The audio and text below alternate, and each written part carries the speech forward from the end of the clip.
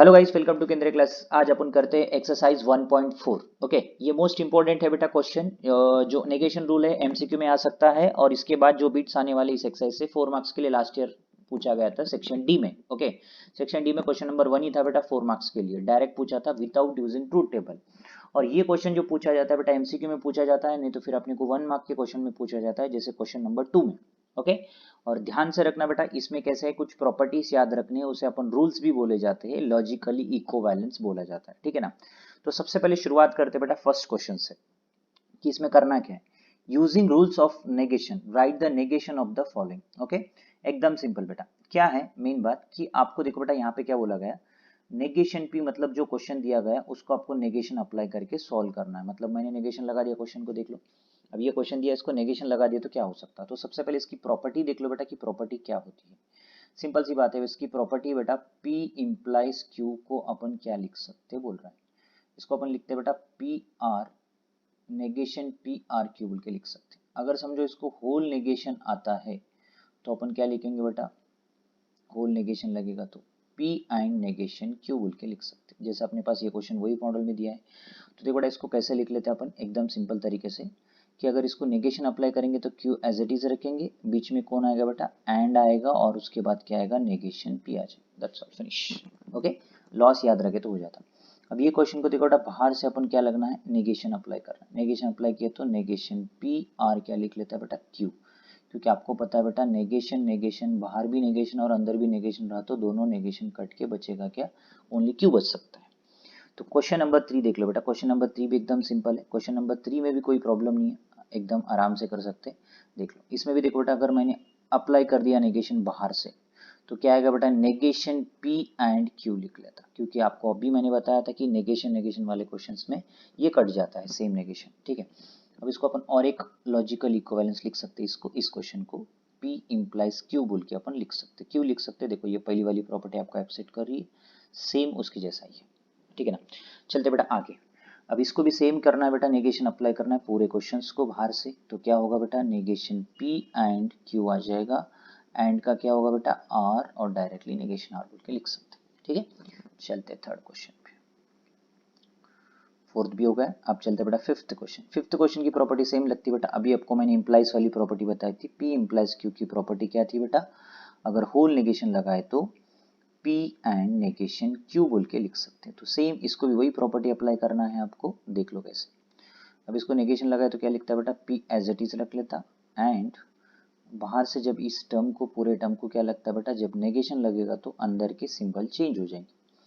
P and negation P, और का क्या होता है बेटा, एंड बचेगा क्या बेटा, Q। ओके, ये हो गया बेटा लॉ। ओके, इसको भी सेम बेटा, मुझे लगता है कि इसको भी अपन अगर नेगेशन अप्लाई कर लेते हो तो क्या होता है, एकदम सिंपल बेटा, देख लेना क्या होता है नेगेशन अप्लाई किए तो। नेगेशन नेगेशन कट जाएगा, P आर Q लिख लेते हैं। ठीक है ना, और का क्या आता है बेटा, एंड, उसके बाद नेगेशन P एंड क्या लिख लेते हैं बेटा, Q।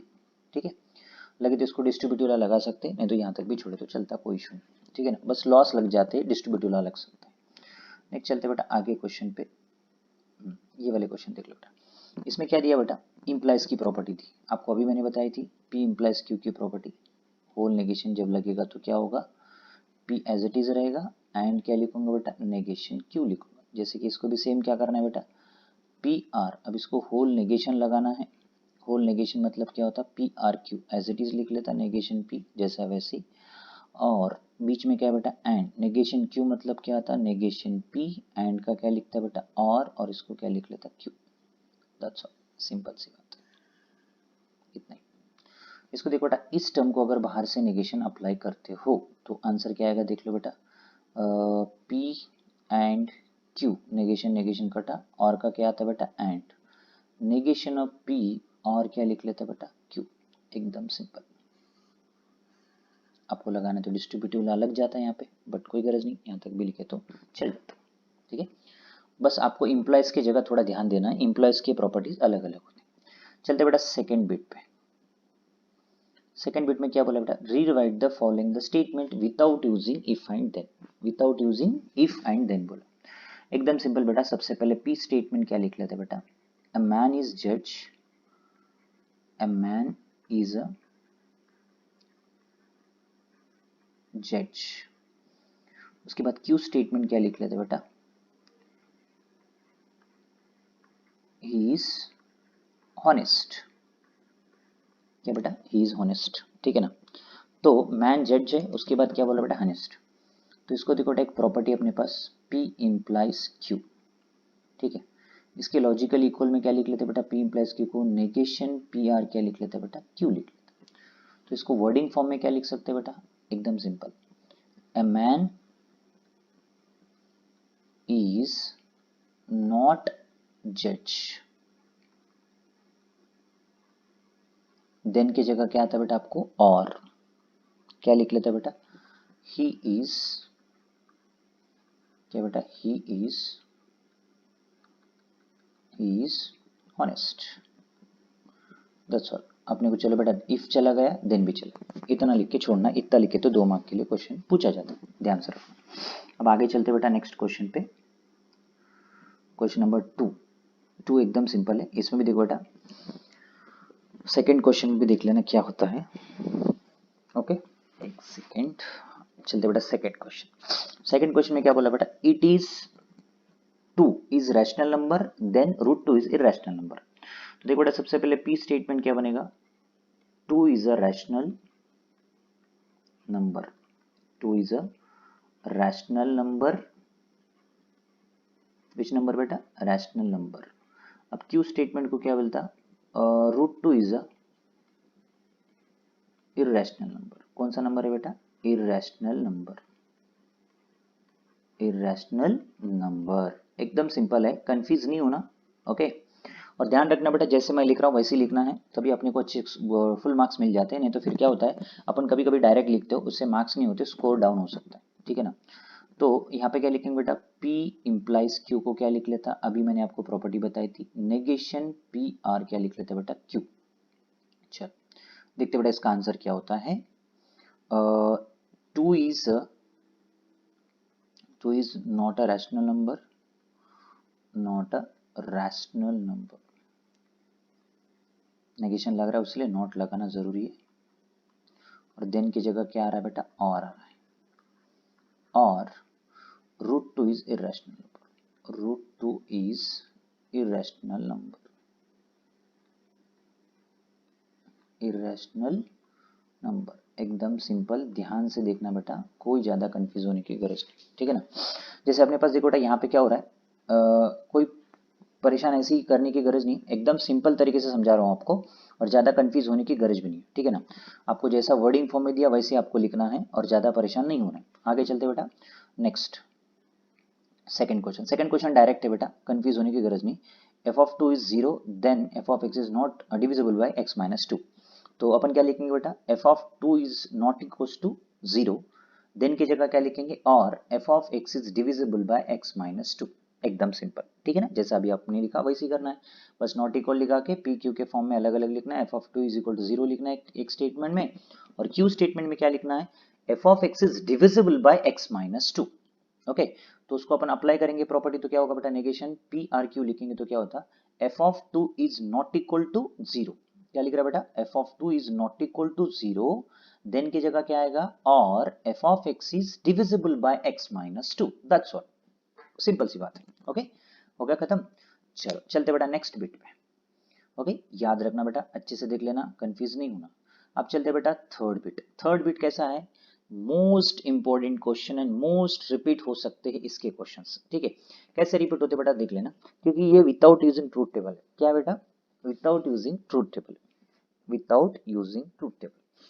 देख लेना कि यहाँ पे क्या दिया बेटा, आपको सब कुछ दिखे रहता है, LHS इक्वल्स टू RHS करना है। क्या करना है, LHS इक्वल्स टू RHS, एकदम सिंपल तरीके से। LHS इक्वल टू RHS मतलब क्या होता है, आपको LHS दिखे रहता है, उससे अपन को क्या निकालना है बेटा, RHS निकालना है। कैसे निकालेंगे देख लेना। LHS इक्वल कितना दिया बेटा, LHS अपने पास P इम्प्लाइज Q दिख रखा है, बाय इम्प्लाइज Q दिख रखा है, तो P and Q are negation PR negation Q। सबसे पहले आपको मेन बात ये है बेटा कि P बाय इम्प्लीकेशन Q की प्रॉपर्टी आनी चाहिए। प्रॉपर्टी मतलब लॉ, ये LHS है, इससे आपको क्या निकालना है बेटा, RHS निकालना है। जो आपको आंसर दिया गया वो आपको निकालना है। ओके, एकदम इजी तरीके से अपन निकालते। तो सबसे पहले अपन देखो P बाय इम्प्लीकेशन Q की प्रॉपर्टी क्या है बेटा, P implies Q and Q implies P बोल के इसकी प्रॉपर्टी अपन लिख सकते हैं।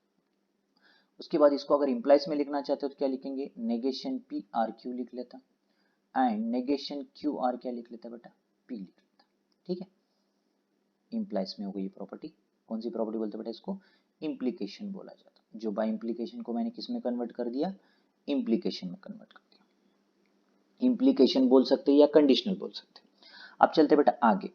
ओके, अब इसको क्या करना है बेटा, डिस्ट्रीब्यूटिव लॉ लगाना है। डिस्ट्रीब्यूटिव लॉ मतलब क्या होता है, नेगेशन पी के साथ आपको किसको मल्टीप्लाई करना है बेटा, नेगेशन क्यू आर पी को मल्टीप्लाई करना है, और बीच में कौन है, और Q and negation Q R P के साथ करना है। ओके, अलग अलग सिंपल। तो आंसर देखो बेटा क्या आता, negation P and negation Q. Okay, उसके बाद बीच में कौन है, और है, negation P and P, finish, और क्यू एंड क्या लिख लेता है बेटा, नेगेशन क्यू, बीच में सिंबल कौन है, और क्यू एंड क्या लिख लेते हैं बेटा, पी। ओके, इनके काम हो गए बेटा, एकदम सिंपल। ठीक है ना, और आपको तो L H S equals to R H S निकालना है। ठीक है ना, अब देखते हैं बेटा आगे, थोड़ा सा पूरा ही चले गया, सॉरी, हाँ एक थोड़ा सा चलो। अब यहाँ पे देखो बेटा, जो आपका आंसर है एकदम सिंपल तरीके से आ सकता। अब एक रूल देखो बेटा, यहाँ पे नेगेशन पी एंड पी की वैल्यू क्या आ सकती, इसकी वैल्यू मैं बोलता कि फॉल्स आती। क्यों आती बोले, देखो बेटा पी बोले तो क्या लिखता, ट्रू, और पी बोले तो क्या बेटा, ट्रू। नेगेशन ट्रू मतलब क्या आता बेटा, फॉल्स। एफ टी बोले तो क्या आता बेटा, एफ आ जाता।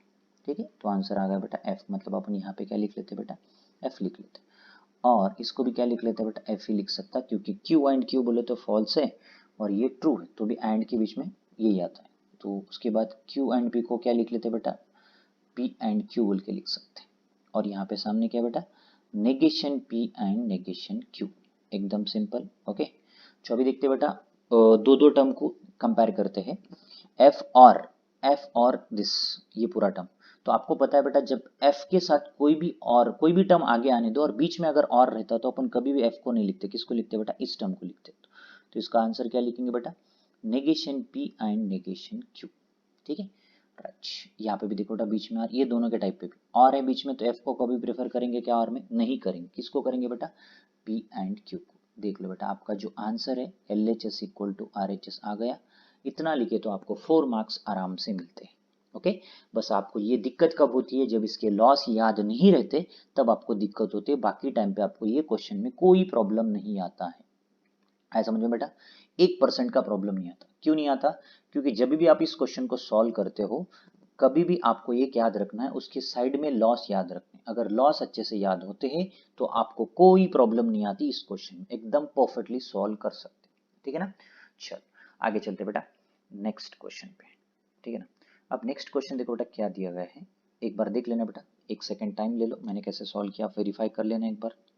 ठीक है, कंफ्यूज नहीं होना, अच्छे से देख लेंगे।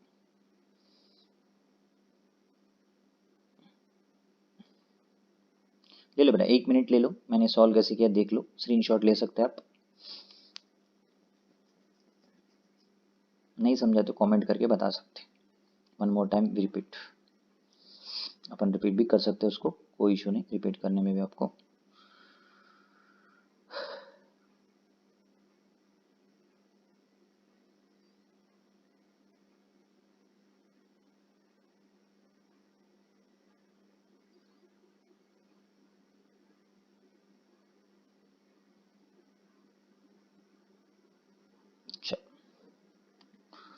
नेक्स्ट क्वेश्चन चलते बेटा, दूसरा क्वेश्चन क्या है, ओके क्लियर एवरीवन, आगे चलते बेटा दूसरे क्वेश्चन पे। एकदम मजेदार क्वेश्चन से बेटा, कंफ्यूज होता है बाकी कुछ नहीं, थोड़ा सा अगर आपको लॉस याद नहीं है तो ही प्रॉब्लम होता, बाकी जगह कोई प्रॉब्लम नहीं आता। ठीक है, अब देखो बेटा यहाँ पे इतना बड़ा क्वेश्चन दिया एल एच एस और इधर बोला आर एच एस, खाली पी देके रखा है। तो आपको देखो बेटा ये प्रॉपर्टी देखे तो कुछ याद आ रहा होगा, this is called distributive law बोला जाता है। दोनों में कॉमन चीज कौन है बेटा, पी कॉमन है। ठीक है, पी कॉमन है, तो पी और बाकी कौन बचा बेटा, क्यू एंड क्या लिख लेता बेटा, नेगेशन क्यू। एकदम सिंपल, मैंने इसको अभी बताया था आपको, इस दोनों का आंसर क्या आ सकता, फॉल्स आता। प्रूफ करके बताया, क्योंकि क्यू एंड नेगेशन क्यू बोले तो क्यू की वैल्यू क्या बेटा, फॉल्स है, और नेगेशन ऑफ क्यू मतलब इसको फॉल्स लगाता हूँ, तो नेगेशन जब भी लगेगा तो क्या आएगा बेटा, ट्रू। और आपको पता है एफ एंड टी में क्या आता है बेटा, ऑलवेज विल गेट एफ। ठीक है, तो पी आर एफ मतलब आपको पता है आंसर क्या आ सकता, P L H S equals to R H S. एकदम सिंपल क्वेश्चन था, ज़्यादा बर्डन वाला नहीं था और ज़्यादा कंफ्यूज वाला भी नहीं था, बस आपको प्रॉपर्टी याद हो गए तो क्वेश्चन एकदम चट की पट कवर अप हो जाता। ठीक है ना, चल आगे चलते बेटा, देख लेना 2 मिनट मैंने कौन सी प्रॉपर्टी लगाई, this is called distributive law property लगाई बेटा। कौन सी प्रॉपर्टी लगाई, डिस्ट्रीब्यूटिव प्रॉपर्टी लगाई। अब आगे चलते हैं क्वेश्चन नंबर 3। चल ये भी क्वेश्चन दिखने में बड़ा है बट कुछ नहीं है इस क्वेश्चन में, एकदम सिंपल से करना है। ठीक है ना, अब यहाँ पे देखो बेटा, कुछ प्रॉपर्टीज लगते हैं, कुछ जगह डिस्ट्रीब्यूटिव लॉ लगता है और कुछ जगह कुछ कॉमन चीजें भी यूज होती है। आपको लॉस याद है तो लॉस साइड में लिख सकते, नहीं याद है तो कोई इशू नहीं, आपको बस साइड में सॉल्व करते टाइम हमने ये लॉ लगाया बोल के लिखे तो भी चलेगा। ओके आगे चलते हैं नेक्स्ट क्वेश्चन नंबर 3 पे देखो बेटा, क्वेश्चन थोड़ा सा बढ़ा दिया, बस डरा दे रहा है, बाकी कुछ है ही नहीं क्वेश्चन में। तो इस क्वेश्चन में देखो बेटा क्या है क्या नहीं। सबसे पहले देखो बेटा पी एंड क्यू दिया और नेगेशन पी एंड क्यू दिया और पी एंड नेगेशन क्यू दिया। ठीक है, अब एक काम करते, कुछ टर्म जो है वो सेम वाले टर्म एक जगह ले लेते जिसमें से अपन कुछ कॉमन निकाल सके। ओके, अब मुझे लगता है इन दो बंदों में से कुछ कॉमन निकाल सकते बेटा, क्यू कॉमन निकाल सकते। क्या निकालेंगे बेटा, क्यू कॉमन। तो पी एंड क्या लिख लेता है बेटा, नेगेशन और लिख लेता हूँ क्योंकि कॉमन निकालने के बाद आपको थोड़ी सी प्रॉपर्टी ये हो रही है। एक सेकेंड,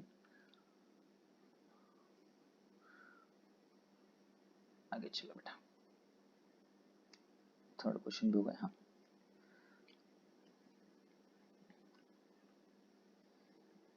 राइट, देखो इसमें से क्या लिख लेता हूँ, इसको अपन और लिख लेते हैं, ये और है पी और क्या लिख लेते हैं बेटा इसमें से, क्योंकि दोनों में क्यू कॉमन है, मैं क्यू को बाहर निकाल लेता हूँ।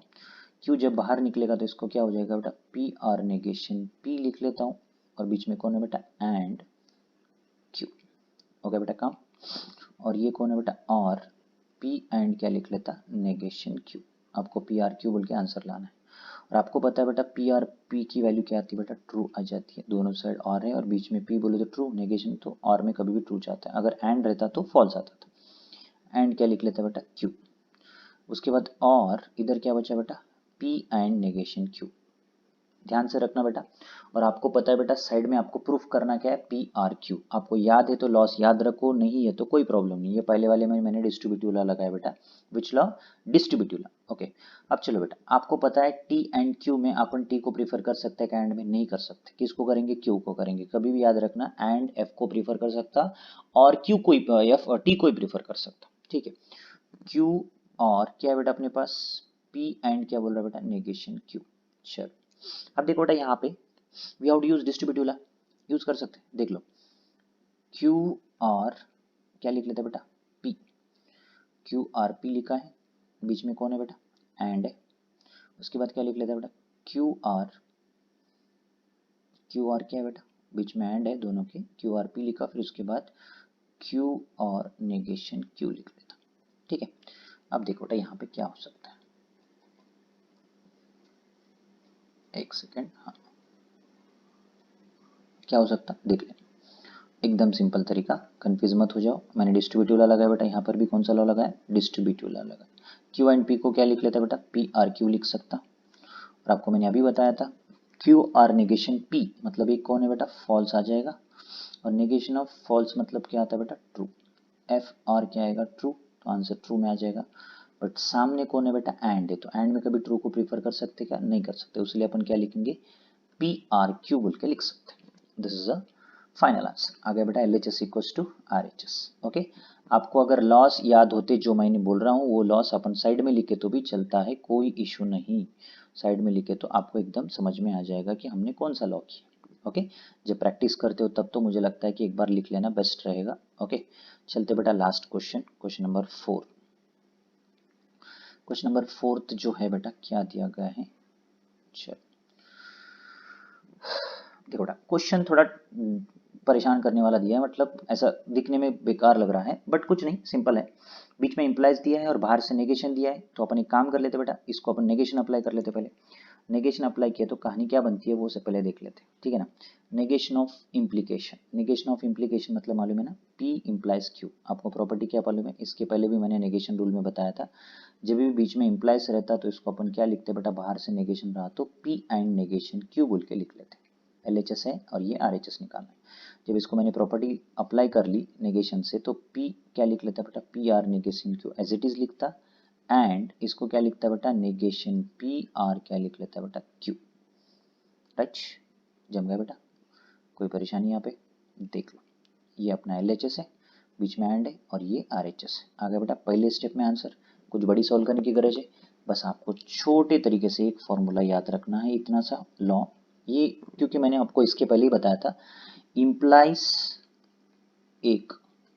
की प्रॉपर्टी, बाई इम्प्लाइज की प्रॉपर्टी और उसके होल नेगेशन, ये सब याद रखना बहुत ज़रूरी है।